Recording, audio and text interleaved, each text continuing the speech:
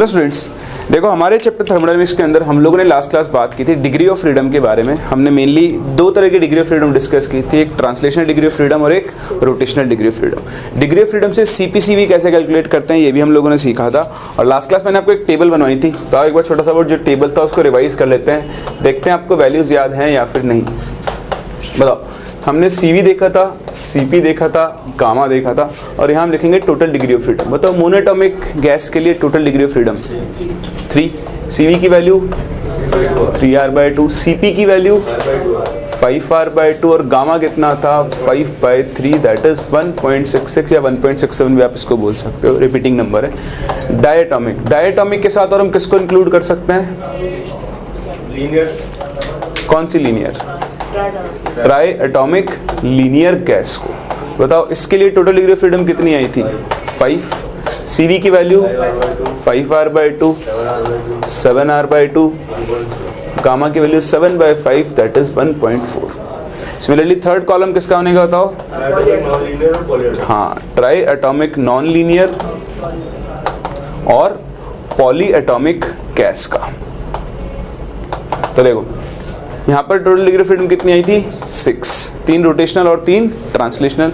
CV, CP 4R और gamma कितना था अपना 4/3, दैट इज 1.33। ठीक है, हमने देख लिया था कि जैसे जैसे एटॉमिसिटी बढ़ रही है गामा की वैल्यू क्या हो रही है? डिक्रीज हो रही है। फिर मैंने आपको एक काम दिया था छोटा सा, मैंने आपको बताया था कि टोटल जो डिग्री ऑफ फ्रीडम होती है वो 3n के इक्वल होती है। वहाँ पर n क्या होती है? Number of atoms, that is atomicity of gas. और उसके बेसिस पर हम क्या कर सकते हैं? Vibrational degree of freedom calculate कर सकते हैं। ठीक, तो अब कंसीडर करते हैं वाइब्रेशनल डिग्री ऑफ फ्रीडम को और उसके हिसाब से कैलकुलेशन करते हैं। आप यहाँ पे पॉइंट डाल के लिख देना कि व्हेन vibrational mode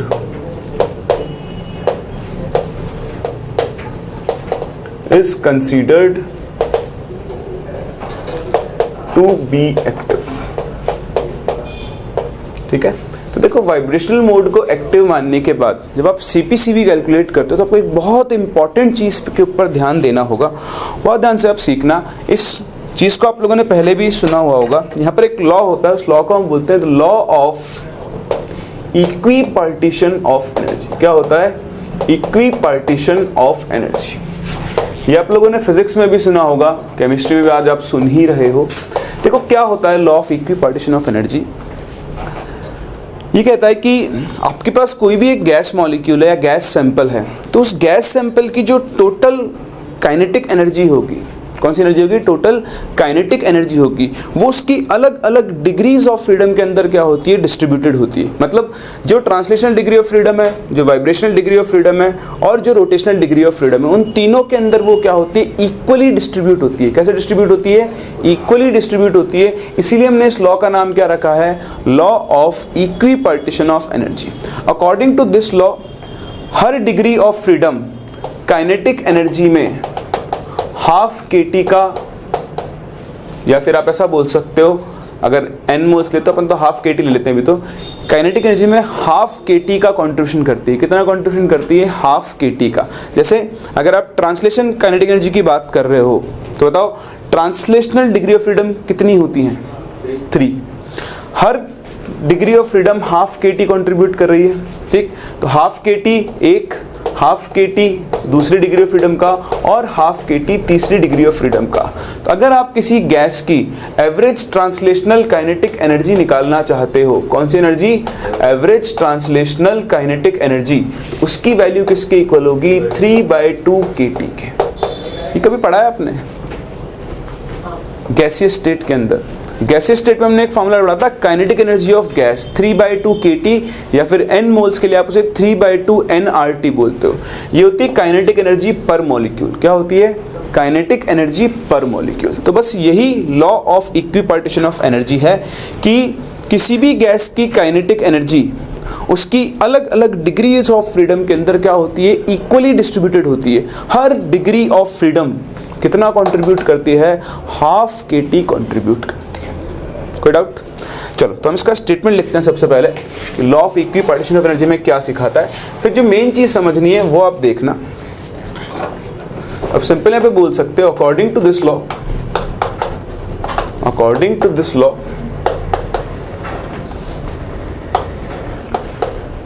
ऐसे लिख लो, the kinetic energy of gas is equally distributed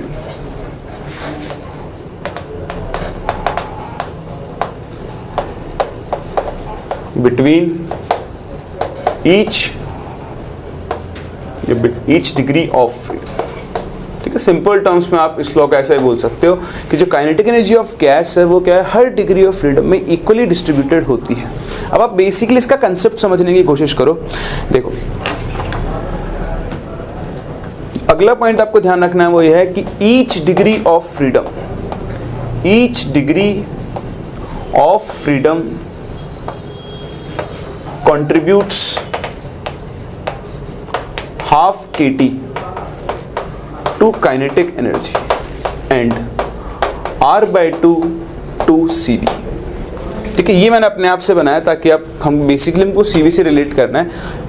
partition का लॉ तो सिर्फ यहीं तक है, लेकिन ये चीज़ मैंने आपके लिए एक्स्ट्रा ऐड की ताकि आप इस चीज़ को समझ सको कि आप हर डिग्री ऑफ फ्रीडम का काइनेटिक एनर्जी में तो कितना कंट्रीब्यूशन लोगे, हाफ केटी, और सीवी में आप उसका कितना कंट्रीब्यूशन लेकर चलोगे, R/2 का कंट्रीब्यूशन लेकर चलोगे। ठीक, तो देखो कैसे आप समझने की कोशिश करना। मैं यहाँ पर बात करता हूँ इधर डिग्री ऑफ फ्रीडम की। ठीक है, तो मैं इसको DOF लिख रहा हूँ सिंपल। ठीक, यहाँ पर मैं इसका कंट्रीब्यूशन देख रहा हूँ KE में, और सबसे इंपॉर्टेंट आपको यहां पर देखना है कंट्रीब्यूशन टू सीवी, वही हम लोग यूज किया करेंगे। तो आप देखो आपके पास कितने तरह की डिग्री ऑफ फ्रीडम थी, कौन कौन सी, ट्रांसलेशनल, सेकंड कौन सी है, रोटेशनल। तो देखो हम ट्रांसलेशनल की बात करते हैं, हम रोटेशनल डिग्री ऑफ फ्रीडम की बात करते हैं, और हम वाइब्रेशनल डिग्री ऑफ फ्रीडम की बात कर लेते हैं। ठीक, तो इस तरह से आपकी तीन तरह की डिग्रीज ऑफ फ्रीडम होती है, एक ट्रांसलेशनल, एक रोटेशनल, और एक कौन सी होती है, वाइब्रेशनल। जैसे मैंने आपको बताया हर डिग्री ऑफ फ्रीडम का बताओ काइनेटिक एनर्जी में कितना कंट्रीब्यूशन है, हाफ केटी। बताओ ट्रांसलेशनल डिग्री ऑफ फ्रीडम कितनी होती है टोटल, तीन। तो आप हर डिग्री ऑफ फ्रीडम का लेकर, अब देखो मैं सिर्फ सिंगल की बात कर रहा हूं कि हर ट्रांसलेशनल डिग्री ऑफ फ्रीडम कितना कंट्रीब्यूट करेगी, हाफ केटी। हर रोटेशनल डिग्री ऑफ फ्रीडम भी कितना कंट्रीब्यूट करेगी, हाफ केटी। लेकिन जो आपकी वाइब्रेशनल डिग्री ऑफ फ्रीडम है वो कंट्रीब्यूट करेगी केटी। कितना कंट्रीब्यूट करेगी, केटी। सेम इसी तरह जो आपकी हर ट्रांसलेशनल डिग्री ऑफ फ्रीडम होगी वो सीवी में कितना कंट्रीब्यूट करेगी, R/2 हर। तो टोटल कितना हो जाएगा contribution, 3R/2, 3 degrees of freedom होगी अगर rotational. Similarly her rotational degree of freedom कितना कंट्रीब्यूट करेगी, R/2। लेकिन जो वाइब्रेशनल डिग्री ऑफ फ्रीडम होती है वो हमेशा कितना कंट्रीब्यूट करती है, R। कितना कंट्रीब्यूट करती है, R। अभी दिमाग में आ रहा होगा ऐसा क्यों, आ रहा नहीं आ रहा, आ रहा है ना। तो देखो ऐसा क्यों है, आप मुझे बताओ। जो वाइब्रेशनल मोशन होता है वो कैसे होता है, ऐसे ऐसे है ना, ऐसे ऐसे ऐसे ऐसे बोल देते हैं, ऐसे चल होता क्या है, ये मीन पोजीशन है। बताओ एक वाइब्रेशन को आप कंप्लीट कब मान कर चलोगे, जब वो इधर गया, इधर आया, हो गया कंप्लीट, नहीं, फिर इधर गया, फिर यहाँ पर आया, मतलब वो मीन पोजीशन के अबाउट ऐसे मूव करता है। हमने पढ़ा भी होगा फिजिक्स के अंदर, जब वो मीन पोजीशन से इधर मूव कर रहा होता है तो इसकी काइनेटिक एनर्जी किस में कन्वर्ट होती है, पोटेंशियल एनर्जी में। यहाँ इसकी काइनेटिक एनर्जी मैक्सिमम होती है, यहाँ पर इसकी पोटेंशियल एनर्जी मैक्सिमम होती है। जब ये वापस आ रहा है तो पोटेंशियल एनर्जी किस में कन्वर्ट हो रही है, वापस से काइनेटिक एनर्जी में। सेम चीज यहाँ हो रही है, ये काइनेटिक एनर्जी यहाँ से पोटेंशियल एनर्जी में कन्वर्ट हो रही है, और जब ये वापस आ रहा है तो पोटेंशियल एनर्जी किस में कन्वर्ट हो रही है, काइनेटिक एनर्जी में कन्वर्ट हो रही है। तो बेसिकली क्या होता है, जब वाइब्रेशनल मोड होता है तो 2 बार एक्सचेंज होता है, एक मोशन में 2 बार एक्सचेंज हो रहा है, काइनेटिक एनर्जी पोटेंशियल एनर्जी में, पोटेंशियल एनर्जी वापस से किस में कन्वर्ट हो रही है, काइनेटिक एनर्जी में। तो एक आधे हिस्से का कंट्रीब्यूशन कितना होगा, R/2 या हाफ केटी। तो बताओ पूरे मोशन का कंट्रीब्यूशन कितना होगा, केटी या फिर R। इसलिए आप ये ध्यान रखना कि जब भी आप वाइब्रेशनल डिग्री ऑफ मोशन को एक्टिव मानकर चल रहे हो तो उसका कंट्रीब्यूशन कितना लेकर चलना है आपको, R। तो मैंने जो आपको फॉर्मूला सिखाया था CV = FR/2, ये सिर्फ और सिर्फ कब वैलिड है, जब आप सिर्फ ट्रांसलेशनल और रोटेशनल डिग्री ऑफ फ्रीडम को कंसीडर कर रहे हो। अगर आप वाइब्रेशनल डिग्री ऑफ फ्रीडम को कंसीडर कर रहे हो तो आपको उसका कंट्रीब्यूशन R लेकर चलना होगा, मतलब आप अब फॉर्मूले को FV प्लस इंटू आर भी लिखोगे। कोई डाउट है? तो बाय चांस अगर वो आपसे वाइब्रेशनल मोड ऑफ मोशन को एक्टिव मान ले तो आपको ये चीज़ ध्यान रखनी है, ट्रांसलेशन का कंट्रीब्यूशन R/2, रोटेशनल का कंट्रीब्यूशन R/2, जबकि वाइब्रेशनल का कंट्रीब्यूशन आप कितना लेकर चलोगे? R लेकर चलोगे। और अब इस बेसिस पर हम दोबारा से मोनोटॉमिक, डायटॉमिक, ट्राइटॉमिक सारी गैसेस के लिए वाइब्रेशनल डिग्री ऑफ फ्रीडम दोबारा से कैलकुलेट कर सकते हैं। तो कैसे करेंगे आओ हम लोग डिस्कस करते हैं।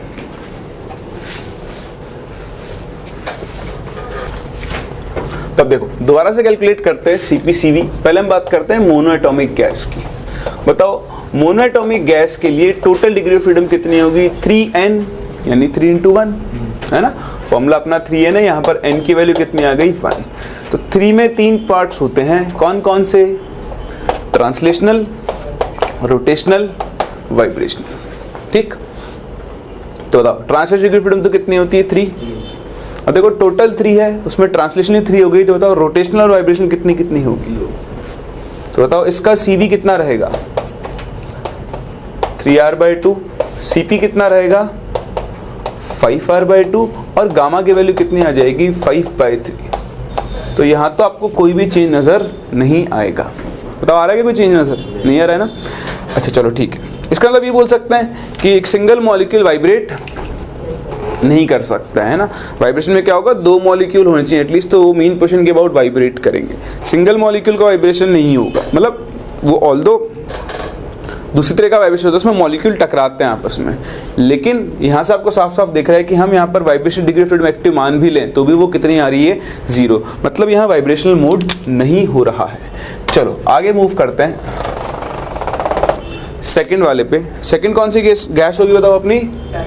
Diatomic gas. बताओ डायटॉमिक गैस के लिए n की वैल्यू कितनी आ जाएगी? 2। जैसे n की वैल्यू 2 आएगी, फिर से 3 डिग्रीज ऑफ फ्रीडम हो गई आपकी। कौन कौन सी? Translational, rotational and vibrational. अब बताओ n = 2 है तो टोटल डिग्री ऑफ फ्रीडम कितनी आएगी? 6 आएगी। बताओ डायटॉमिक के लिए 6 में से ट्रांसलेशनल कितनी? 3, रोटेशनल कितनी? 2 और वाइब्रेशनल कितनी? 3 + 2 + 1 कितना हो गया? 5। समझ में आ रहा है? अब आप देखो CV की वैल्यू। बताओ इसका कंट्रीब्यूशन कितना? R/2। तो ये कितना होगा? 3R/2 प्लस बताओ इसका कंट्रीब्यूशन कितना? रोटेशनल का R/2, रोटेशनल का तो ये R/2 है ना, तो फिर से कितना आ जाएगा? 2 × R/2। अब बताओ वाइब्रेशनल डिग्री ऑफ फ्रीडम का कंट्रीब्यूशन कितना? R। तो बस यहाँ पर हम लिखेंगे 1 × R। आप इसे सॉल्व करो, 3 + 2 5 + 2 7। अब CV की वैल्यू हो गई 7R/2। बताओ CV 7R/2 तो CP कितना होगा? 9R/2। और अगर ये 9R/2 तो बताओ गामा की वैल्यू कितनी आ जाएगी? 9/7। समझ में आ रहा है? बताओ क्या ट्राइटॉमिक लीनियर के लिए भी यही होगा? नहीं। Very good. क्यों? हाँ, n की वैल्यू चेंज हो गई तो टोटल डिग्री ऑफ फ्रीडम क्या आएगी? उसकी अलग आएगी। क्या? पिछली बार एक आया था ना, क्योंकि वाइब्रेशनल एक्टिव नहीं था ना। अभी वाइब्रेशनल डिग्री फ्रीडम एक्टिव है तो इसका नंबर बदलेगा। देखो कैसे बदलेगा। थर्ड हम लेते हैं ट्राइएटॉमिक गैस।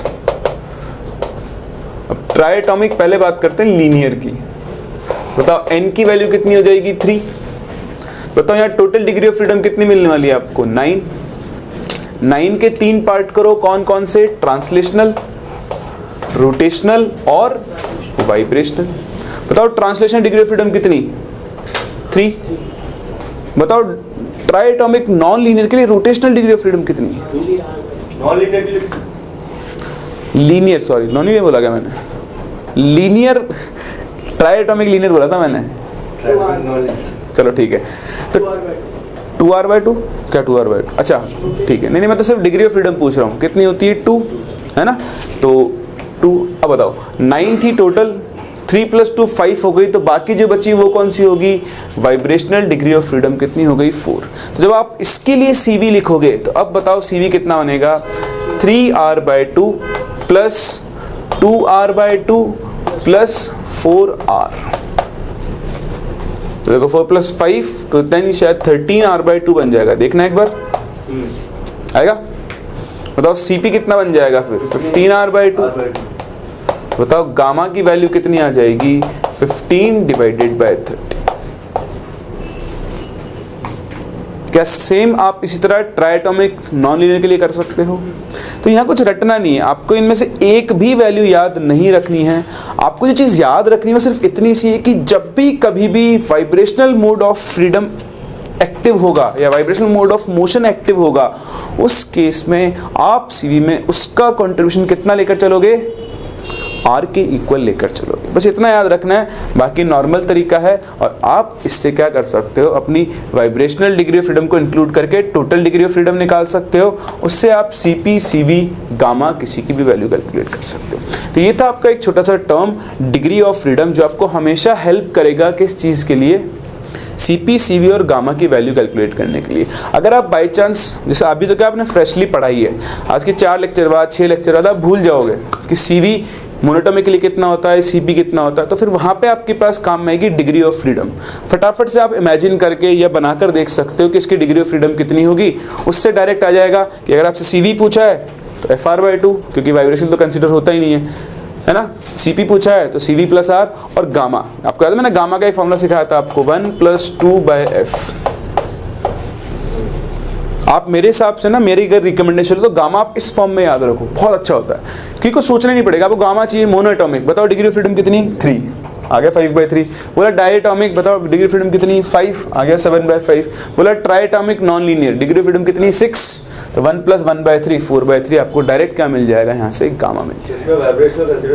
नहीं, वाइब्रेशनल कंसिडर, ये फॉर्मूला भी सिर्फ तभी वैलिड है, ये भी ध्यान रखना भाई। वाइब्रेशनल एक स्पेशल केस है, जब तक क्वेश्चन में नहीं लिखा होगा मैं उसकी बात ही नहीं करूँ। मैंने आपसे शुरू में बोल दिया था वाइब्रेशन आपके सिलेबस में नहीं है, वो कभी एक्टिव नहीं करेगा। पर जबरदस्ती करवा दे तो वो अपन ने उस चीज़ को सेफ मोड में ले लिया है पहले से कि पूछेगा तो हमने पढ़ा है, हम वो भी कर लेंगे, कोई बात नहीं। लेकिन क्वेश्चन में स्टैंडर्ड आपको ये लेके चलना है। आप चिंता मत करो, आपसे वाइब्रेशन डिग्री ऑफ फ्रीडम वो एक्टिव नहीं करवाएगा। आप इसे कॉपी करो। फिर हम लोग अब बढ़ते हैं आगे। हमने बेसिक टर्म्स डिफाइन कर लिए, CV, CP, degree of freedom. अब हम लोग मूव करेंगे अपने एक बहुत ही इंपॉर्टेंट टर्म पे, जो इस चैप्टर की बैकबोन कह सकते हो, मतलब स्पाइन है, बैकबोन नहीं है। स्पाइन में बहुत सारे जॉइंट होते हैं ना, तो उनमें से एक जॉइंट है ये। The next term is internal energy. फिर कॉपी करो। फिर हम बात करते हैं कि इंटरनल एनर्जी क्या होती है, कैसे हम उसे डिफाइन करते हैं और क्यों वो इतनी इंपॉर्टेंट है। चलो, तो अब हम मूव करते हैं अपने एक बहुत ही इंपॉर्टेंट टर्म पे, जिसका नाम है इंटरनल एनर्जी। तो इंटरनल एनर्जी क्या होती है, नाम से पता लग रहा है, अंदर की एनर्जी, अंदर की आग है, अंदरूनी। खैर सिंपल सी बात है, देखो हम दिन भर कुछ ना कुछ काम करते हैं। मैं काम कर रहा हूँ, मैं आपको पढ़ा रहा हूँ, तो मैं जो पढ़ा रहा हूँ बताओ इसमें कौन सी एनर्जी यूज़ कर रहा हूँ, इंटरनल एनर्जी। भाई हीट एनर्जी, भाई बेसिकली हीट एनर्जी, हाँ बोल सकते हैं। एनर्जी के बहुत सारे फॉर्म्स होते हैं यार, ठीक है। तो बेसिक सा फंडा क्या है कि नाम से तो लग रहा है एक सिस्टम की खुद की अपनी एनर्जी। जब मैं कोई काम कर रहा हूँ तो ऐसा तो नहीं कोई मेरे को, किसी ने मेरे वायर लगा रखा है और उससे मेरे को बिजली सप्लाई हो रही है और मैं फिर काम कर रहा हूँ, मशीन तो है नहीं अपन। तो होता क्या है, एक सिस्टम के पास अपनी खुद की कुछ एनर्जी होती है। वो जो अपनी खुद की कुछ एनर्जी होती है उसी को हम लोग क्या बोलते हैं, उसकी इंटरनल एनर्जी बोलते हैं। तो सिंपल वर्ड्स है, ऐसे ही आपको समझना है कि एक सिस्टम के अंदर जो एनर्जी स्टोर्ड है, जो भरी हुई एनर्जी है, उसी को हम लोग क्या बोलते हैं, उसकी इंटरनल एनर्जी बोलते हैं। अभी हम आगे चल के लॉज ऑफ थर्मोडायनामिक्स पढ़ेंगे। वहाँ हम सीखेंगे कि जब हम कोई काम करते हैं या हम हीट लेते हैं या देते हैं तो बेसिकली चेंज किसके अंदर होता है, हमारी इंटरनल एनर्जी के अंदर। सिंपल सी बात है, अगर मैं किसी चीज़ से हीट ले रहा हूँ मतलब मैं एनर्जी ले रहा हूँ, heat is the mode of energy. तो अगर मैं एनर्जी ले रहा हूँ तो मेरी खुद की एनर्जी बढ़ेगी, मतलब मेरी इंटरनल एनर्जी बढ़ेगी। अगर मैं कुछ काम कर रहा हूँ तो उसमें मेरे को अपनी एनर्जी यूज़ करनी पड़ेगी, तो फिर मेरी एनर्जी क्या होगी, कम होगी, ठीक है। तो ये सब हम सीखेंगे कि जब भी कोई वर्क होता है वो at the expense of internal energy होता है। ये चीज़ में हम आगे चल के कवर करेंगे। बट अभी हमने बेसिक टर्म्स में तो सीख लिया कि इंटरनल एनर्जी हमारी खुद की एनर्जी है, लेकिन इसको थोड़ा डिफाइन करना और कैलकुलेट करना दो अलग अलग काम है। बहुत ध्यान से देखना, हम जिस तरह से इसको डिफाइन करेंगे उस तरह से हम इसको कैलकुलेट नहीं कर सकते। क्या कह रहा हूं मैं कि हम जिस तरह से इंटर एनर्जी को डिफाइन करेंगे उस तरह से हम कैलकुलेट नहीं कर सकते। तो आप कभी उस रास्ते जाना भी मत। मैं डिफाइन करता हूं, आप देखो हमने डिफाइन किया है, आप डेफिनेशन को समझो। कभी भी आप उस तरीके से इंटर एनर्जी को कैलकुलेट नहीं कर सकते। फिर हम दूसरा देखेंगे कि हम इंटर एनर्जी को कैलकुलेट कैसे करते हैं। ठीक है, तो दो पार्ट्स हम इसको डिस्कस करते हैं। सबसे पहले हम बात करते हैं कि हम इंटर एनर्जी को डिफाइन कैसे करेंगे। तो देखो, इंटर एनर्जी को डिफाइन करने के लिए हम क्या करते हैं, एक सिस्टम बनाते हैं। ये लाइन पता नहीं कब सीधी बनेगी, घोर तपस्या करनी पड़ेगी, भगवान से वरदान लेना पड़ेगा लाइन सीधी बन जाए। कभी नहीं बनती। कहाँ परफेक्ट है, मेरी लाइन कभी सीधी नहीं जाती। खैर छोड़ो, ये हमारे पास एक कंटेनर है जिसके अंदर गैस मॉलिक्यूल्स भरे हुए हैं। मतलब बेसिकली जो गैस मॉलिक्यूल्स हैं यही मेरा सिस्टम है। ठीक, तो ये एक सिस्टम है। जब भी हम सिस्टम के इंटर एनर्जी को डिफाइन करने चलते हैं तो आप एक्सटर्नल फैक्टर्स को नील कर देते हो। एक्सटर्नल फैक्टर्स का मतलब क्या है, देखो एक सिस्टम की जो मेनली इंटर एनर्जी होती है उसमें kinetic energy plus potential energy, इन दोनों का हम कंट्रीब्यूशन मानकर चलते हैं। अब काइनेटिक एनर्जी अपने आप में बहुत सारे तरह की हो सकती है। ट्रांसलेशनल हो सकती है, पढ़ाई आपने भी, रोटेशनल हो सकती है, वाइब्रेशनल हो सकती है ना। पोटेंशियल एनर्जी बहुत तरह की हो सकती है। पोटेंशियल एनर्जी अगर मान लो गैस मॉलिक्यूल के अंदर चार्ज है तो इलेक्ट्रोस्टैटिक पोटेंशियल एनर्जी हो सकती है। न्यूक्लियर पार्टिकल के अंदर न्यूक्लियर एनर्जी काम कर सकती है। मास की वजह से ग्रेविटेशनल पोटेंशियल एनर्जी काम कर सकती है ना। तो ये बहुत सारी तरह की फॉर्म ऑफ पोटेंशियल एनर्जी है। लेकिन हाँ, ब्रॉड कैटेगरी में सारी काइनेटिक एनर्जी प्लस सारी पोटेंशियल एनर्जी को अगर आप मिला दो तो जो एनर्जी बनती है उसी को हम लोग क्या बोलते हैं, इंटरनल एनर्जी बोलते हैं। लेकिन ध्यान रखना, हम इंटरनल एनर्जी में अगर देखो मान लो जैसे सिस्टम मूव कर रहा है तो बताओ सिस्टम मूव कर रहा होगा तो उसके पास कौन सी एनर्जी होगी, काइनेटिक एनर्जी होगी। तो हम सिस्टम के मूवमेंट को नहीं मानकर चलते हैं। मतलब हम जब इंटर एनर्जी को डिफाइन करेंगे तो हम क्या बोलेंगे कि सिस्टम कहाँ पर होना चाहिए, system must be at rest.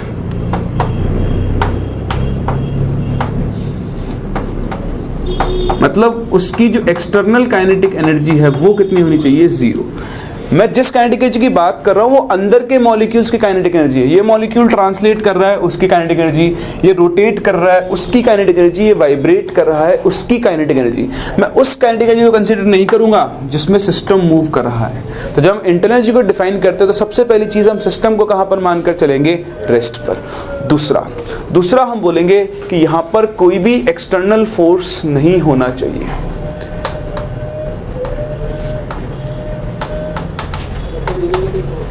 हाँ, एडियाबैटिक वॉल नहीं थी, एक्सटर्नल फील्ड नहीं होना चाहिए। मतलब इस पे कोई फोर्स नहीं लग रहा है बाहर से, कोई प्रेशर नहीं लग रहा है। सिस्टम है ना, जैसे मान लो यहाँ पर है, यहाँ पर ग्रेविटेशनल फील्ड है या इलेक्ट्रिक फील्ड है, तो इसके मॉलिक्यूल्स इलेक्ट्रिक फील्ड से इंटरेक्ट कर सकते हैं। मैग्नेटिक फील्ड है, मान लो मॉलिक्यूल्स पैरामैग्नेटिक हैं तो वो मैग्नेटिक फील्ड से क्या कर सकते हैं, इंटरेक्ट कर सकते हैं। तो उससे क्या होगा, सिस्टम को बाहर से एनर्जी मिलेगी। अब जब सिस्टम को बाहर से एनर्जी मिल रही है तो क्या आप कभी सिस्टम की खुद की एनर्जी मेजर कर पाओगे, नहीं कर पाओगे ना। उसमें हमेशा क्या आएगी, एरर आएगी। ठीक, तो इन दोनों चीज़ों को हम क्या करके चलते हैं, रिस्ट्रिक्ट करके चलते हैं। जब हम किसी सिस्टम की इंटरनल एनर्जी डिफाइन कर रहे हैं तो पहली चीज़, सिस्टम मूव नहीं करना चाहिए, मतलब सिस्टम रेस्ट पर होना चाहिए। और दूसरा, सिस्टम पर कोई एक्सटर्नल फोर्स या फील्ड भी काम नहीं करना चाहिए। इन दोनों कंडीशंस के बाद अब बताओ, इस सिस्टम को क्या कहीं बाहर से एनर्जी मिल सकती है, नहीं मिल सकती ना। तो अभी सिस्टम के अंदर जो एनर्जी स्टोर्ड होगी उसी को हम लोग क्या बोलेंगे, इसकी इंटरनल एनर्जी बोलेंगे। बोलो बात समझ में आती है या फिर नहीं। ठीक है, अब ये सब आपको याद नहीं रखना, आप समझो। मैं आपको बेसिक लॉजिक सिखा रहा हूँ कि हम इंटरनल एनर्जी को जब डिफाइन करते हैं तो हम किस चीज़ को मेजर कर रहे हैं। तो बेसिकली हम सिर्फ और सिर्फ सिस्टम के अंदर कितनी एनर्जी स्टोर्ड है उसको देखना चाह रहे हैं, हमें बाहर की एनर्जी से मतलब नहीं है। अब इस कंडीशन में सिस्टम के अंदर जितने भी पॉसिबल टाइप्स ऑफ एनर्जीज होंगे, जितने भी पॉसिबल टाइप्स, उन सबको आप ऐड कर दो तो आपको क्या मिल जाएगी, इंटरनल एनर्जी। जब मैं इंटरनल एनर्जी को यू से डिनोट करता हूँ, यू या कैपिटल ई, दोनों से इनको हम डिनोट करते हैं। मैं जनरली यू ही यूज़ करता हूँ, आपको बुक्स के अंदर एग्जाम में ई भी लिखा हुआ मिल सकता है तो कंफ्यूज मत होना। तो देखो, अब यू किसके इक्वल होगी, यू काइनेटिक, मतलब जो भी मॉलिक्यूल्स के पास काइनेटिक एनर्जी होगी, plus you rotational kinetic energy, plus you vibrational kinetic energy, या फिर इलेक्ट्रोस्टैटिक, या फिर न्यूक्लियर, और भी जितने पॉसिबल टाइप्स हो सकते हैं। कुछ हमें पता है और कुछ तो हमें पता ही नहीं होंगे शायद। तो जो पता है, जो नहीं पता है, सबको ऐड कर दो। उन सबको ऐड करने पर अब इस सिस्टम के पास जो खुद की एनर्जी होगी उसी को हम लोग क्या बोलते हैं, उसकी इंटरनल एनर्जी बोलते हैं। तो डेफिनेशन डिफाइन करना बड़ा आसान है, आपको डेफिनेशन रटनी वटनी नहीं है। आप सिंपल से इसको डिफाइन कर सकते हो कि when the system is at rest and in absence of any external field, the sum of all possible kinds of energies in the system is called its internal energy। और इस definition के बाद आप ये लिख सकते हो you kinetic plus you rotational plus you vibrational electrostatic nuclear, सारी के सारी को आप ऐड कर दो तो आपको सिस्टम की ओवरऑल इंटरनल एनर्जी मिल जाएगी। ठीक सॉरी।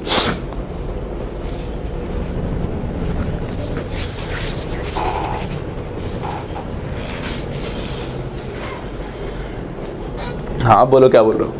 ओवरऑल बात ये है कि सारी एक्सटर्नल एनर्जी को नेगलेक्ट करते हुए सारे एक्सटर्नल फील्ड गायब होने चाहिए, वही ना, सब खुद की जो एनर्जी बस वो काउंट करें। अब देखो आप खुद समझ रहे हो डेफिनेशन से, ये सबको कैलकुलेट करके ऐड करना पॉसिबल नहीं, क्योंकि देखो इनको तो हम जानते हैं। चलो हो सकता है कुछ एनर्जी फॉर्म्स ऐसे हो जिनको हम जानते ही नहीं, और भी तो बहुत सारे टाइप ऑफ इंटरेक्शंस हो सकते हैं। तो क्या होता है, ये सिर्फ डिफाइन करने के लिए है, हमने डिफाइन कर दिया। ठीक है, अब इसको कैलकुलेट अलग तरीके से करेंगे, कैसे करेंगे वो भी मैं आपसे बात करता हूँ। लेकिन देखो पहले अब ये सब डेफिनेशन मतलब आपको रटने की जरूरत नहीं है। सिंपल, सिस्टम के पास अपनी खुद की जो एनर्जी होती है उसी को हम क्या बोलते हैं, उसकी इंटरनल एनर्जी बोलते हैं। दूसरा, हम इंटरनल एनर्जी की एब्सोल्यूट वैल्यू पता नहीं कर सकते। क्या नहीं कर सकते? हम इंटरनल एनर्जी की एब्सोल्यूट वैल्यू पता नहीं कर पाएंगे। क्यों? मैंने आपसे बोला क्योंकि हम इन सब चीज़ों को काउंट करके ऐड नहीं कर सकते। इनमें से कुछ हमें पता है, हो सकता है कुछ ऐसी फॉर्म्स भी हो जो हमें नहीं पता हो। तो हम, आप मुझसे बोलो इस चौक की इंटरनल एनर्जी बताओ, तो मैं आपको नहीं बता सकता हूँ। समझ में आ रही बात? आपको बोले कि हाइड्रोजन गैस की 5 डिग्री सेल्सियस पर इंटरनल एनर्जी बताओ, मैं नहीं बता सकता हूँ। तो मैं क्या बता सकता हूँ वही मैं आपसे बात करता हूँ। तो हम डिस्कस करते हैं इसके बाद प्रॉपर्टीज़ ऑफ इंटरनल एनर्जी की। एक इंटरनल एनर्जी के कुछ कैरेक्टरिस्टिक्स होते हैं जो हमें एक एक करके डिस्कस करने हैं। तो आओ डिस्कस करते हैं।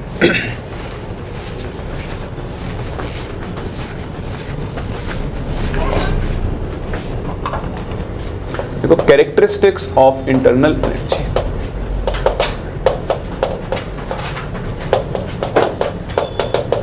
Capital you. ठीक, तो बहुत इंपॉर्टेंट कुछ कैरेक्टरिस्टिक्स हैं, आप मुझे खुद ही बताओगे। बताओ, भूल जाना आपको कुछ याद है पुराना, लॉजिक से बात करना। बताओ, इंटरनल एनर्जी एक एक्सटेंसिव प्रॉपर्टी होनी चाहिए या इंटेंसिव? क्यों? तोड़ देंगे तो आधी एनर्जी से बात आ जाएगा। हाँ सिंपल है। देखो ये एक सिस्टम है, इसमें ये इतने गैस ऑफ मॉलिक्यूल्स हैं 4। ये दूसरा सिस्टम है जिसमें इतने सारे गैस मॉलिक्यूल्स हैं। बताओ किस सिस्टम की एनर्जी ज़्यादा होगी? क्यों? उसमें नंबर ऑफ मॉलिक्यूल्स क्या है ज़्यादा।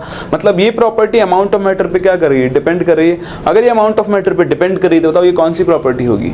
एक्सटेंसिव। तो पहली चीज़ जो आप यहाँ पे लिखने वाले हो that is it is an extensive property.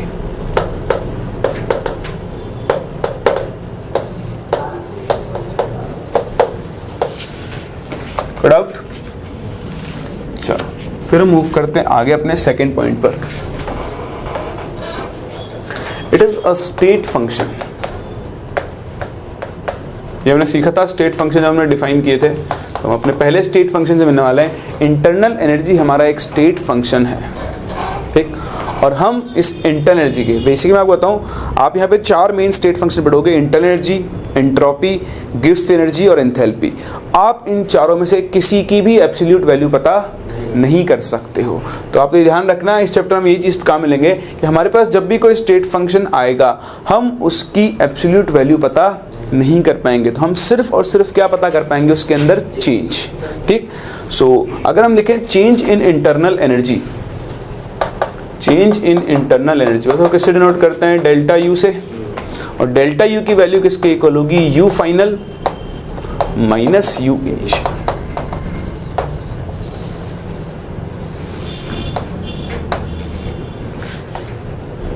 अब देखो आपने लिखा delta equal to U final minus U initial, तो ये जो डेल्टा यू है इसका साइन पॉजिटिव भी आ सकता है और नेगेटिव भी आ सकता है। तो अगर डेल्टा यू आया नेगेटिव लेस देन जीरो, इसका मतलब क्या होगा, इसका मतलब होगा इंटरनल एनर्जी ऑफ सिस्टम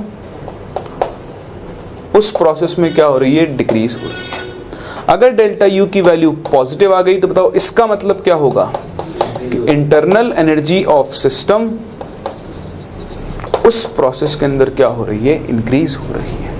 तो ये भी आप बहुत इंपॉर्टेंट है, ध्यान रखना कि ये एक स्टेट फंक्शन है और हम इंटरनल एनर्जी की वैल्यू के अंदर सिर्फ और सिर्फ क्या कैलकुलेट कर सकते हैं, चेंज कैलकुलेट कर सकते हैं। बोले यहाँ तक कोई डाउट समझ में आता है आपको? चलो तो आप ये दो प्रॉपर्टीज़ कॉपी करो, मतलब ऐसे कोई बहुत सारी प्रॉपर्टीज़ नहीं, दो ही मेन प्रॉपर्टीज़ हैं। उसके बाद हम ये देखेंगे कि हम इंटरनल एनर्जी को कैलकुलेट कैसे करते हैं।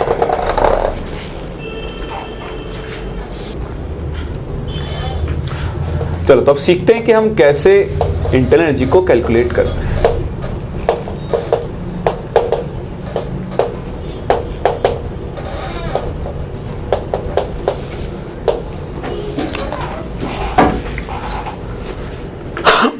चलो समझने की कोशिश करना थोड़ा सा। पहले तो आपको थोड़ी सी यहाँ पे मैथ्स आनी चाहिए, क्योंकि अभी आप लोगों ने इंटीग्रेशन डिफरेंशिएशन शायद पढ़ लिया, शायद नहीं पढ़ा हो, मुझे नहीं पता, पर यहाँ पे थोड़ा सा पार्शियल डिफरेंशिएशन का यूज़ हुआ, तो मैं आपको सिखाता हूँ कैसे होता है कैसे नहीं होता है। देखो हमारे पास एक क्वांटिटी है, एक फंक्शन है ए, एक प्रॉपर्टी है, कोई भी फंक्शन है। ए को हम अगर रिप्रेजेंट कर सकते हैं as a function of X and Y, क्या कर रहे हैं हम, ए हमारे पास कोई क्वांटिटी है, उसको हम एक फंक्शन ऑफ एक्स और वाई के टर्म्स में रिप्रेजेंट कर रहे हैं। तो अगर हमें कैलकुलेट करना है change in A, change in value of A, that is D A की वैल्यू में यहाँ कैलकुलेट कर रहा हूँ। तो देखो ये कैलकुलेट करने के लिए हम थोड़ा पार्शियल डिफरेंशिएशन का सहारा लेते हैं। आपको याद है अपने डिफरेंशिएशन में u इंटू वी वाला फॉर्मूला पढ़ा है? क्या करते हैं, एक बार हम u को कांस्टेंट लेते हैं और v का डिफरेंशिएशन करते हैं, और फिर हम v को कांस्टेंट लेते हैं और u का डिफरेंशिएशन करते हैं, यही करते हैं। तो सेम उसी टाइप का फॉर्मूला है लेकिन पार्शियल डिफरेंशिएशन की फॉर्म में। पार्शियल डिफरेंशिएशन को डिनोट कर लिए हम डेल साइन यूज करते हैं। ठीक, तो अब देखो मैं क्या लिख रहा हूँ, ध्यान से देखना आप। मैं बोलूँगा कि अगर मुझे a की वैल्यू में चेंज निकालना है तो मैं बोलूँगा कि मैं पहले कैलकुलेट करूँगा small, very small change in a with respect to very small change in x at constant y। समझ में आ रहा है? ये आपने सीखा होगा शायद, ये बड़े चेंज को दिखाता है, ये उससे छोटे चेंज को दिखाता है, और ये सबसे छोटे चेंज को दिखाता है, बहुत छोटा, बहुत माइन्यूट सा जो चेंज होता है। तो पार्शियल डिफरेंशिएशन का सहारा हम ले रहे हैं। आप लैंग्वेज देखना, मैं जो लिख रहा हूँ कि अगर मुझे a की वैल्यू में चेंज पता करना है तो मैं क्या करूँगा, पहले a की वैल्यू में बहुत छोटा चेंज देखूंगा विद रिस्पेक्ट टू बहुत छोटा change in value of x at constant y। ये बहुत छोटा चेंज है। अगर मुझे बड़ा चेंज निकालना है, ओवरऑल चेंज निकालना है, तो उसके लिए मैं इसको dx से मल्टीप्लाई कर दूंगा कि अगर x की वैल्यू में छोटा चेंज इतना है तो पूरी जब x की वैल्यू चेंज होगी तो उसका चेंज कितना होगा, इससे मल्टीप्लाई कर दूंगा। ये तो बताओ किसके रिस्पेक्ट में चेंज आया, x के रिस्पेक्ट में। फिर जब मैं y के रिस्पेक्ट में चेंज निकालूंगा तब मैं क्या लिखूंगा, change in value of a with respect to change in value of y at constant x। तो बहुत छोटा चेंज आया, तो जब वैल्यू y की वैल्यू चेंज dy से हुई होगी तो बताओ टोटल चेंज कितना हो जाएगा, इनटू dy। ये आपको याद नहीं रखना, ये आपको लिखना सीखना है। ठीक है, तो समझ में आ गया चीज़ कैसे लिखी मैंने? अभी अपन एक दो बार और लिखेंगे यूज़ करते रहें तो आपको और अच्छी तरह समझ में आ जाएगा। तो अगर मेरे पास कोई x और y का फंक्शन है तो मैं उसको इस तरह से यूज़ करते हुए क्या कर सकता हूँ, उसकी वैल्यू के अंदर छोटा चेंज dA कैलकुलेट कर सकता हूँ। सेम चीज़ मैं करने वाला हूँ इंटरनल एनर्जी के साथ। किसके साथ? इंटरनल एनर्जी के साथ। अगर हम किसी गैस के लिए इंटरनल एनर्जी की बात करें, किसी भी सिस्टम के लिए इंटरनल एनर्जी की बात करें, तो आप ध्यान रखना इंटरनल एनर्जी, अब ये आपके लिए इंफॉर्मेटिव है, एक्सपेरिमेंटल है कि इंटरनल एनर्जी जो होती है, this can be expressed as a function of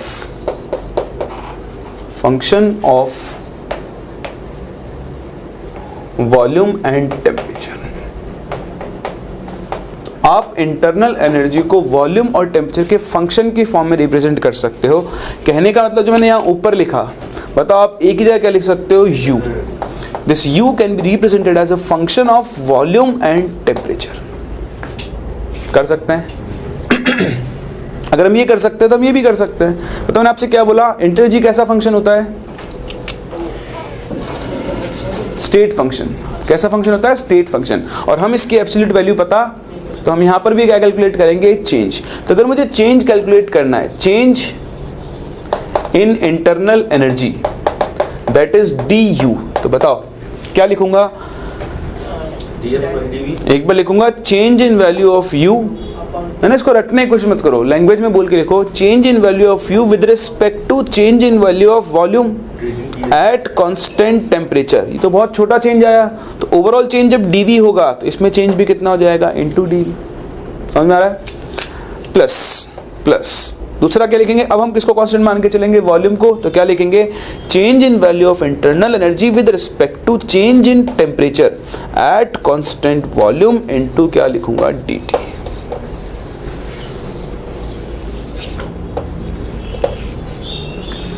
ये एक बहुत ही इंपॉर्टेंट इक्वेशन सबको समझना है, रटना नहीं है। अभी हम इसको एक बहुत सिंप्लीफाइड फॉर्म के अंदर ले आएंगे, लेकिन ये बेसिक है। देखो बहुत सारे लोग एनर्जी का डायरेक्ट फॉर्मूला लिखवा देते हैं, मैं भी लिखवा सकता था, लेकिन फिर हम मुझसे पूछते कि कहाँ से आया, तो मैं आपसे बोलता कि याद कर लो। तो मैं आपको ओरिजिन से लेके चल रहा हूँ कि ये फॉर्मूला हम बना रहे हैं, जो फाइनल फॉर्मूला है वो बहुत बहुत बहुत सिंपल है, बस आप मेरे साथ चलते रहो। ये इक्वेशन आपको समझ में आता है, चलो हम इस इक्वेशन से इंटरनल एनर्जी कैलकुलेट करना सीखेंगे अलग अलग सिस्टम्स के लिए। पहले हम बात करेंगे एक आइडल गैस की, फिर हम बात करेंगे सॉलिड लिक्विड की, और फिर हम बात करेंगे कि रियल गैस के लिए हम कैसे इंटरनल एनर्जी वगैरह कैलकुलेट कर सकते हैं। तो आप इसे कॉपी करो, इसको हम और इसका ऑपरेशन करते हैं, एनालाइज करते हैं और देखते हैं कैसे अलग अलग सिस्टम्स के लिए हम इंटरनल एनर्जी कैलकुलेट करेंगे। ठीक है, चलो कॉपी करो।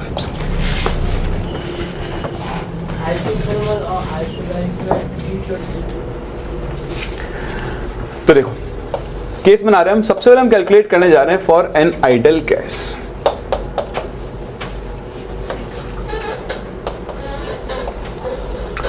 चलो जी, तो एक बार हम दोबारा से उसी इक्वेशन को लिखते हैं। आपकी कॉपी में लिखा हुआ है पर उसमें देखो मत, कोशिश करो दोबारा से लिखने की। तो मैंने आपसे क्या कहा कि चेंज इन इंटरनल एनर्जी हम कैलकुलेट करना चाहते हैं du। तो du का फॉर्म क्या बना है, हमने बोला u है function of volume and temperature. तो एक बार हम लिखेंगे change in value of u with respect to v at constant temperature into dv, plus दूसरा क्या लिखोगे आप बताओ, change in value of u at constant temperature, sorry with respect to temperature at constant V into dt। ये अपना internal energy का basic partial differential की form में फॉर्मूला हो चुका है।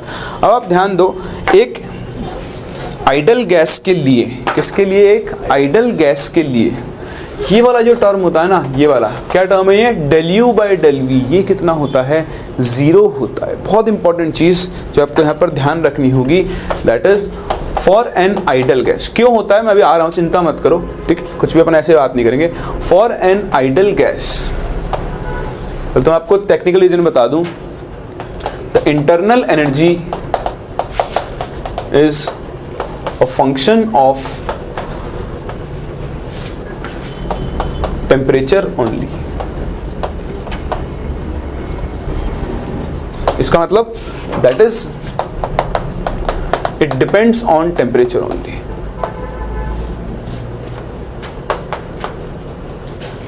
तो एक आइडल गैस के लिए जो इंटरनल एनर्जी होती है वो सिर्फ और सिर्फ किसका फंक्शन होती है, टेम्परेचर का फंक्शन होती है। वो टेम्परेचर पे डिपेंड करती है, वॉल्यूम पे डिपेंड नहीं करती है। और इसीलिए and therefore del u by del v at constant t की वैल्यू हम कितने लेकर चलते हैं, 0। बात समझ में आ रही है, मतलब समझ में क्या आ रही है, दिख रहा है आपको क्या, मैंने लिख लिया है कि del u by del v at constant t कितना होता है, 0। इसका टेक्निकल रीज़न तो है ये एक्सपेरिमेंट रीज़न, क्योंकि एक्सपेरिमेंट ये ऑब्जर्व किया गया है कि किसी भी आइडल गैस की इंटरनल एनर्जी सिर्फ और सिर्फ किस पर डिपेंड करती है, टेम्परेचर पर डिपेंड करती है। बट मैं आपको इसको ऑन पेपर भी एक्सप्लेन कर सकता हूँ। आप लोगों ने गैसीय स्टेट पढ़ी लिया है, आप रियल गैस आइडल गैस के बारे में जानते ही हो। तो अगर मैं एक आइडल गैस की बात करूँ तो बताओ आइडल गैस की क्या प्रॉपर्टी होती है, किस गैस को आप आइडल गैस बोल सकते हो? ठीक है, which follows PV equal to negative. उसके अलावा आइडल गैस की कोई और प्रॉपर्टी बताओ मुझे।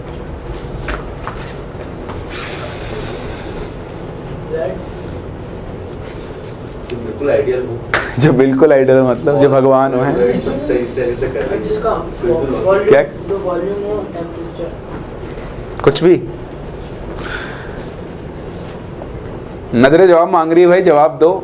आइडल गैस, देखो आइडल गैस की एक प्रॉपर्टी है जो आपको याद रखनी चाहिए हमेशा, सबसे इंपॉर्टेंट प्रॉपर्टी वही होती है, उसी के बेसिस पे हम बात करते हैं। आइडल गैस के मॉलिक्यूल्स के बीच में ना तो कोई अट्रैक्शन होता है और ना ही कोई रिपल्शन होता है। There is no interaction between the molecules of an ideal gas. तो अगर मेरे पास सपोज ये एक आइडल गैस है, ठीक,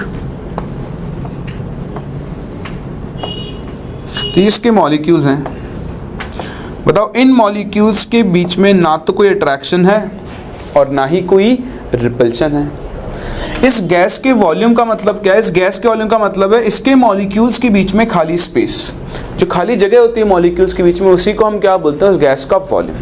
अब आप देखो इस टर्म का मतलब होता है, इस टर्म का मतलब क्या है? इस टर्म का मतलब है change in value of internal energy with respect to change in volume at constant temperature. आपने अगर यहाँ पर टेम्परेचर को कांस्टेंट कर दिया है, ठीक, तो बताओ गैस का वॉल्यूम कैसे बदल सकता है? भाई गैस का वॉल्यूम बदलने के लिए क्या, या तो मॉलिक्यूल्स पास आए या फिर मॉलिक्यूल्स क्या जाए, दूर जाए। अब ना तो इनके बीच में कोई अट्रैक्शन है तो ये पास तो आने से रहे, ना ही इनके बीच में कोई रिपल्शन है, ये दूर भी जाने से रहे। तो इनका वॉल्यूम चेंज करने का तरीका जो था वो था टेम्परेचर। अगर आप टेम्परेचर बढ़ाते तो मॉलिक्यूल्स की काइनेटिक एनर्जी बढ़ती और वो दूर भागते, उनके बीच में स्पेसिंग बढ़ती। अगर आप टेम्परेचर कम करते तो स्पेसिंग क्या होती? कम होती, है ना। तो यहाँ हमने टेम्परेचर कांस्टेंट रखा है, ऑल्दो यहाँ वॉल्यूम कांस्टेंट नहीं था। अभी पिस्टन लगा सकते हो,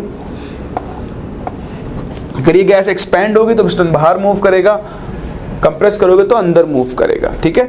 तो टेम्परेचर हमने कांस्टेंट रखा हुआ है और एनर्जी लगती है ना तो। नहीं लगा रहे ना अपन एक्सटर्नल एनर्जी, पिस्टन लगा के छोड़ दिया है, प्रेशर नहीं लगा रहे अपन बाहर से कोई उसके ऊपर। जो प्रेशर है वो मेंटेन्ड है इतना बस, अपन आगे से प्रेशर नहीं लगाएंगे, हम तो सिर्फ टेम्परेचर का इफेक्ट देख रहे हैं। टेम्परेचर यहाँ पर कांस्टेंट है। अब अगर आप बोलते हो कि आपने प्रेशर बढ़ाया तो ये तो एक्सटर्नल फील्ड आ गया ना, हम एक्सटर्नल की तो बात ही नहीं कर रहे हैं, खुद से होना चाहिए, इंटरनल की बात करें। बहुत अच्छा आप लोगों ने खुद ही अपने क्वेश्चन का जवाब दे दिया है कि एक्सटर्नल नहीं लगाया अपन ने, पिस्टन लगा के छोड़ दिया है, फ्रिक्शनलेस पिस्टन है, ये मेंटेन्ड है यहाँ पर। अभी मतलब दोनों साइड का प्रेशर बराबर है, उसके बाद हम इसको नहीं छेड़ रहे हैं। वरना आप फिर मैं अगर यू लिखता ना अभी तो आप बोलते कि डब्बा क्लोज है, वॉल्यूम कैसे बढ़ेगा, तो इसलिए मैंने पिस्टन लगाया था। खैर छोड़ो, हटा देते हैं, अपन तो ऐसे नॉर्मल बात कर लेते हैं, ठीक है। तो बताओ क्या इस गैस का वॉल्यूम कांस्टेंट टेम्परेचर पर चेंज हो सकता है? तो जब वॉल्यूम चेंज नहीं होगा तो बताओ इंटरनल एनर्जी कैसे चेंज होगी? इस टर्म का मतलब क्या है? Change in internal energy with respect to change in volume. तो जब वॉल्यूम चेंज हो ही नहीं रहा है तो इसकी इंटरनल एनर्जी भी चेंज नहीं होगी, और अगर इंटरनल एनर्जी चेंज नहीं होगी तो इस टर्म का मतलब कितना हो जाएगा? 0। बुलाई बात समझ में? तो किसी भी आइडल गैस के लिए आपके इक्वेशन में ये जो टर्म है del U upon del V at constant T, इसको हम लोग कितना लिख सकते हैं? 0। और अब आप देखो जैसे ही मैं इस टर्म को 0 लिख रहा हूँ, कितना लिख रहा हूँ? 0 लिख रहा हूँ, तो क्या चेंज बनेगा? अब मेरे पास फॉर्मूला बन जाएगा du is equals to del U upon del V, sorry ये वाला टर्म तो 0 हो ही गया, क्या बनेगा? del U upon del T at constant V into dt बना। ये जो हम सारी कैलकुलेशन कर रहे हैं ये भी 1 मोल गैस के लिए कर रहे हैं। ये फॉर्मूला जो आया ये भी कितने मोल गैस के लिए आया है? 1 मोल गैस के लिए आया है,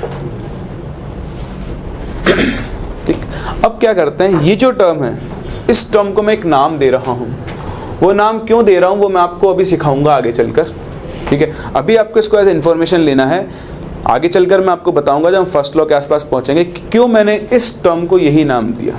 इस टर्म को मैं नाम देता हूं CV। क्या नाम देता हूं? CV। बताओ CV क्या होती है? Molar heat capacity eight constant volume. तो इस टर्म को मैंने क्या नाम दिया है, CV नाम दिया है, that is molar heat capacity eight constant volume. तो अब बताओ du की वैल्यू कितनी हो गई, CV इंटू dt, कितने मोल के लिए, 1 मोल गैस के लिए। तो बताओ अगर आपके पास n मोल ऑफ गैस है तो बताओ du की वैल्यू कितनी बन जाएगी, NCV इंटू dt। ये वो फॉर्मूला है जब आपको याद रखना है, किसी भी आइडल गैस के लिए चेंज इन एनर्जी का सिर्फ एक ही फॉर्मूला है, दैट इज NCV dt। बोलो लिख सकते हो, कोई डाउट है, समझ में आ रहा है यहाँ तक? चलो अभी मैं इस टर्म पे दोबारा आऊँगा, पहले इसको अपन पूरा ख़त्म कर लेते हैं। ये तो क्या है, स्मॉल चेंज है। dt चेंज इन टेम्परेचर के लिए एनर्जी में चेंज कितना है, du।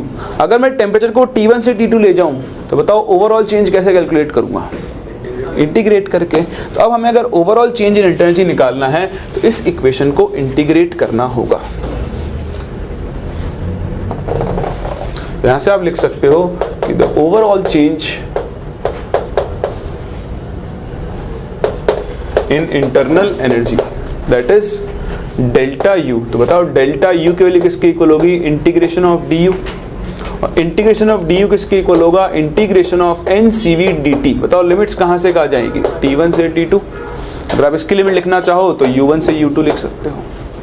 तो इसे कैलकुलेट करोगे, बताओ delta U is equals to क्या बनेगा, एक तो आप लिख सकते हो U2 माइनस U1, ठीक है, इसको तो छोड़ दो, इसकी जरूरत नहीं है, इक्वल टू। अब बताओ इसको इंटीग्रेट करूंगा मैं तो क्या NCV बाहर आ जाएगा, डिपेंड करेगा। मान लो अगर CV टेम्परेचर पर डिपेंड कर रहा है तो क्या मैं उसे बाहर निकाल सकता हूँ, नहीं निकाल सकता, है ना। CV अगर टेम्परेचर से इंडिपेंडेंट है तो ही मैं उसे बाहर निकाल सकता हूँ। तो एक आइडल गैस के लिए तो आप निकाल सकते हो, आइडल गैस के लिए CV टेम्परेचर से डिपेंडेंट नहीं होता है, ठीक। तो क्योंकि अब हम भी आइडल गैस की बात कर रहे हैं इसलिए मैं इसको टेम्परेचर मतलब इसको बाहर निकाल रहा हूँ इंटीग्रेशन से। N और CV बाहर आ गया, बताओ फॉर्मूला क्या बनेगा, T2 माइनस T।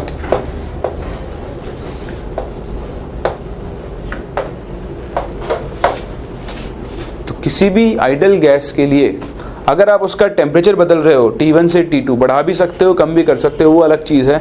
अगर आप उसका टेम्परेचर बदल रहे हो तो बताओ उसके लिए चेंज इन एनर्जी का फॉर्मूला क्या होगा, NCV into T2 minus T1 होगा। कोई डाउट, समझ में आता है? यहाँ से एक और चीज़ आप देख सकते हो अगर आप देखना चाहो तो, if delta U is positive, बताओ डेल्टा U पॉजिटिव होगा तो इसका मतलब क्या होगा, T2 will be greater than T1 होगा। यानी एक गैस, एक आइडल गैस का टेम्परेचर बढ़ाने पर उसकी इंटरनल एनर्जी क्या होगी, बढ़ेगी। If delta U is less than 0 तब बताओ क्या होगा, T2 लेस देन T1 होगा और उस आइडल गैस की का टेम्परेचर क्या हो रहा होगा, डिक्रीज हो रहा होगा। तो बहुत सिंपल सी बात है, अगर आप आइडल गैस का टेम्परेचर बढ़ाते हो तो उसकी इंटरनल एनर्जी बढ़ेगी, या उल्टा बोल दो, अगर उसकी इंटरनल एनर्जी बढ़ रही है तो मतलब उसका टेम्परेचर क्या हो रहा होगा, बढ़ रहा होगा। अगर उसकी इंटरनल एनर्जी कम हो रही है तो उसका टेम्परेचर क्या हो रहा होगा, कम हो रहा होगा। समझ में आई बात? आपको सिर्फ ये फॉर्मूला याद रखना है। अभी हम बाकी के लिए बनाएंगे, सॉलिड के, लिक्विड के लिए। मैं पहले ही बता दूं उनके लिए भी यही फॉर्मूला आएगा।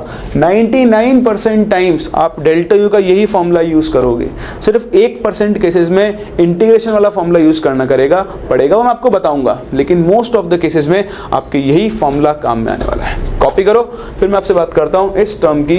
इसके बारे में मुझे आपको कुछ इंपॉर्टेंट चीज़ बतानी है, वो बहुत इंपॉर्टेंट है क्योंकि जेईई में कभी वो पूछा नहीं गया है। इसी साल ऐसा हुआ, मैंने क्लास में बहुत चला के बताया था एक टॉपिक और वो आया मेंस के अंदर, तो इस पर भी एक क्वेश्चन बनता है जो आज तक कभी नहीं पूछा गया, लेकिन वो कभी भी पूछा जा सकता है। तो इसलिए तैयार रहें उस चीज़ के लिए। आप कॉपी करो, डिस्कस करते हैं।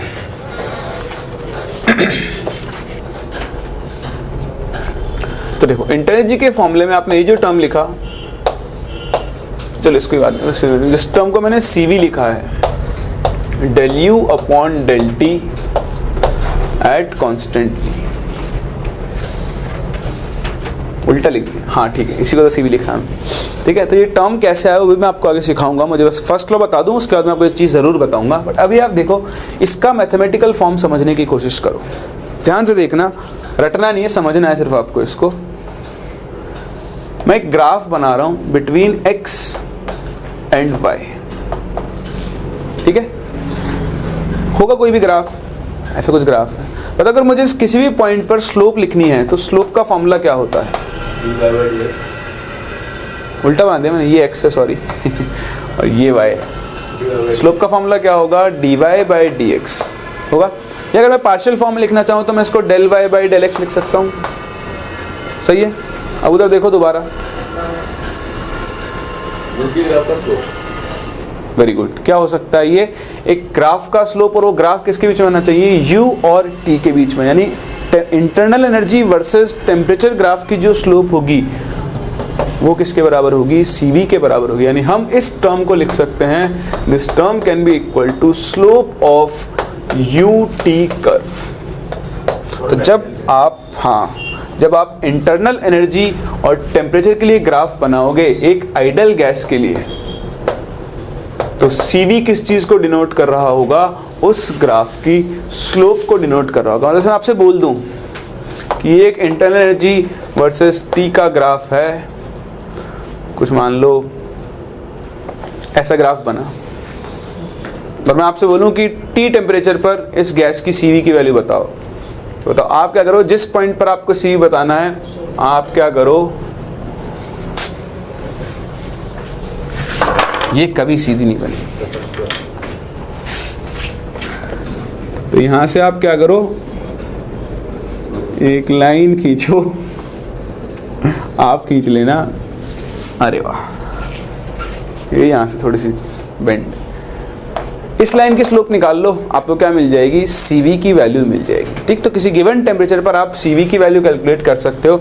जिस टेम्परेचर पर आपको CV की वैल्यू निकालनी है उस पॉइंट पर आप ग्राफ की क्या निकाल लो? स्लोप, तो उससे आपको उस गैस के लिए CV की वैल्यू मिल जाएगी। तो ये बहुत बहुत बहुत इंपॉर्टेंट है, आज तक जेईई में नहीं पूछा गया, और बहुत छोटी सी चीज़ है, मेंस में तो बड़े ही प्यार से पूछा जा सकता है कि ग्राफ बना दूंगा, ऐसे लाइन खींच दूंगा और बोलूँगा बताओ इसकी स्लोप किसको रिप्रेजेंट करती है। ठीक, तो UT ग्राफ की जो स्लोप है वो किसको रिप्रेजेंट करती है? CV को रिप्रेजेंट करती है। कोई दिक्कत समझ में आती है आपको बात यहाँ तक? तो ये थी अपनी पहली टर्म इंटरनल एनर्जी, और हमने इसको किसके लिए कैलकुलेट करना सीखा? एक आइडल गैस के लिए कैलकुलेट करना सीखा। सिंस मैंने आपको इसका फॉर्मूला बता दिया है तो अब मैं आपको इसकी यूनिट भी बता दूं, वो भी बहुत इंपॉर्टेंट है। तो देखो, आइडल गैस के लिए डेल्टा यू का फॉर्मूला क्या बना बताओ? NCV डेल्टा T, और जो इसकी यूनिट है, यूनिट ऑफ इंटरनल एनर्जी, वो हम जनरली यूज करते हैं किलो जूल पर मोल। यानी इंटरनल एनर्जी को हमेशा किस में डिफाइन करते हैं? पर मोल के लिए डिफाइन करते हैं। ठीक, तो इसकी यूनिट है जो हम लोगों को कभी कभी काम में लेनी पड़ेगी। अभी यूनिट कन्वर्जन मैं आपको आगे सिखाऊंगा, अब हम इसके ऊपर न्यूमेरिकल्स नहीं कर रहे हैं, अभी हम सिर्फ फॉर्मूले डेराइव कर रहे हैं। न्यूमेरिकल्स हम एक साथ करेंगे जब हम फर्स्ट लॉ पढ़ लेंगे। कौन सा लॉ पढ़ लेंगे? फर्स्ट लॉ, है ना, तब न्यूमेरिकल्स की बात करेंगे। चलो, तो ये तो ही सिर्फ किसके लिए? आइडल गैस के लिए। अगर second case for solids and liquids,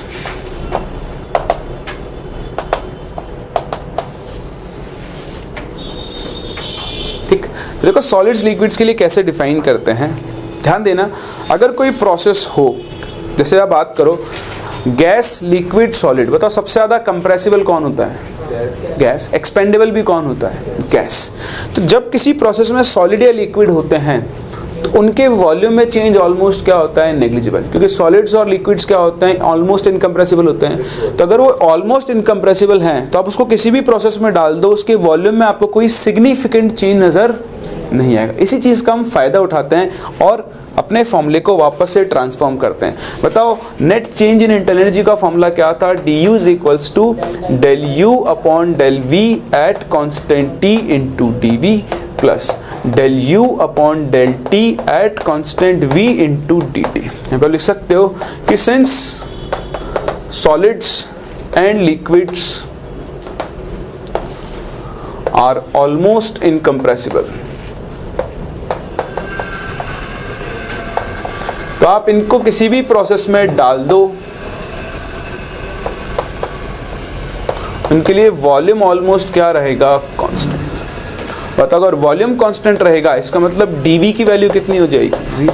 भाई dv क्या होता है? Change in volume. तो अगर वॉल्यूम कांस्टेंट है तो चेंज इन वॉल्यूम कितना आएगा? हमेशा 0 आएगा। बताओ जैसे ही ये आपने वैल्यू डाली तो ये टर्म जीरो, ये टर्म जीरो होते फिर से वाला टर्म गायब हो गया। बताओ जैसे ये टर्म गायब हुआ अब इंटरनल एनर्जी का फॉर्मूला क्या बना? फिर से घूम फिर के वही फॉर्मूला बन गया कि du की वैल्यू किसके इक्वल बन गई? del u upon del t at constant v into dt। बस ये कहाँ पर है वैलिड? मतलब वैलिड तो हर जगह ही है, पर हमने कंडीशन कौन सी लिए? Constant volume. तो सॉलिड लिक्विड के लिए सिंस वॉल्यूम हमेशा कांस्टेंट होता है तो du की वैल्यू किसकी इक्वल हो गई? del u upon del t at constant v into dt। बोलो समझ में आ रहा है? बताओ इस टर्म को मैं क्या लिख सकता हूँ? फिर से cv। cp cv सिर्फ गैसेस के लिए डिफाइंड नहीं होती, वो सॉलिड्स के लिए भी डिफाइंड होती है और लिक्विड्स के लिए भी डिफाइंड होती है। तो du की वैल्यू आप फिर से क्या लिख दोगे? cv इंटू dt लिखोगे? बताओ ओवरऑल चेंज के लिए क्या करना पड़ेगा इसको? हाँ ये 1 मोल के लिए, तो अगर हम n मोल्स के लिए बात कर लें वो भी लिख लो, तो du का फॉर्मूला क्या बन जाएगा? NCV into dt। और अब अगर आपको ओवरऑल चेंज निकालना है तो आप डेल्टा u लिखोगे क्या? Integration of NCV into dt from temperature T1 to T2। अब मैं देखो CV को इंटीग्रेशन से बाहर नहीं निकाल रहा हूं। क्यों? क्योंकि जनरली सॉलिड्स और लिक्विड्स का CV किस पर डिपेंड करता है? टेम्परेचर पर डिपेंड करता है। ठीक, अब ऐसा हो सकता है कि वो टेम्परेचर पर डिपेंड ना करे, तो जब नहीं करेगा तो बताओ हम क्या करेंगे? बाहर निकाल लेंगे। तो ऐसा करते हैं 2 केस बना लेते हैं और क्या है ना, केस बना के डिस्कस कर लेते हैं। If CV is independent of temperature, बताओ जैसे ही इंडिपेंडेंट होगा आप NCV को बाहर निकाल लोगे। देखो डेल्टा U का फिर से वही फॉर्मूला बन जाएगा क्या? NCV into T2 minus T1। सुना आपसे बोला चाहे गैस हो चाहे सॉलिड हो चाहे लिक्विड हो 99% केसेस में आप यही फॉर्मूला यूज करोगे। लेकिन अगर CV टेम्परेचर पर डिपेंड कर रहा है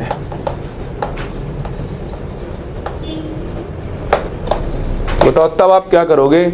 फिर आपको और कुछ नहीं कर सकते, फिर तो आपको इंटीग्रेशन ही करना होगा NCV dt का। CV की जो भी वैल्यू होगी वो आप यहाँ पर रखोगे। जैसे मैंने आपसे बोल दिया कि एक सॉलिड के लिए CV की वैल्यू है 5T, है ना? अब देखो CV टेम्परेचर पे डिपेंड कर रहा है, तो आपको क्या करना पड़ेगा? CV की वैल्यू यहाँ रखनी पड़ेगी। तो आप लिखोगे N 5 इंटू T dt। तो मान लो मोल्स हैं 2, तो 2 को तो आपने बाहर निकाल लिया, 5 को बाहर निकाल लिया 10। T1 से T2 लिमिट लगा दो।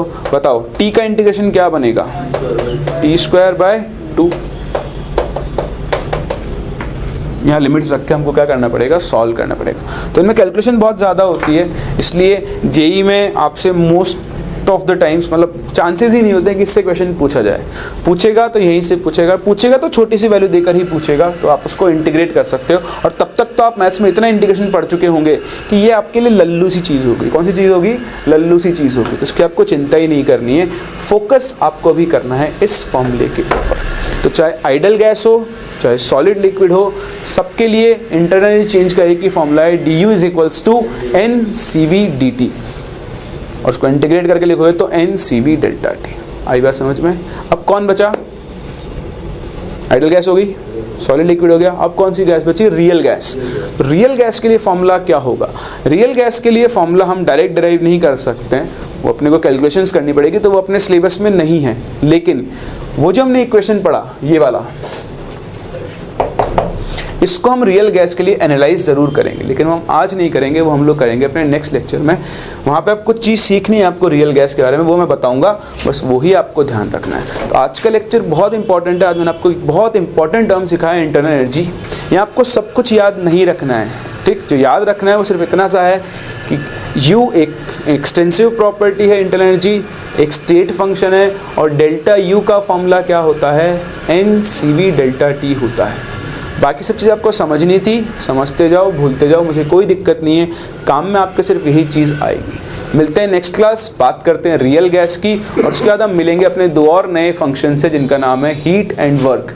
कैसे हम हीट एंड वर्क को डिफाइन करते हैं, कैसे उनको कैलकुलेट करते हैं, और उसके बाद हम बात करेंगे फर्स्ट लॉ ऑफ थर्मोडायनेमिक्स की। तो मिलते हैं नेक्स्ट लेक्चर और यहाँ से आगे कंटिन्यू करते हैं।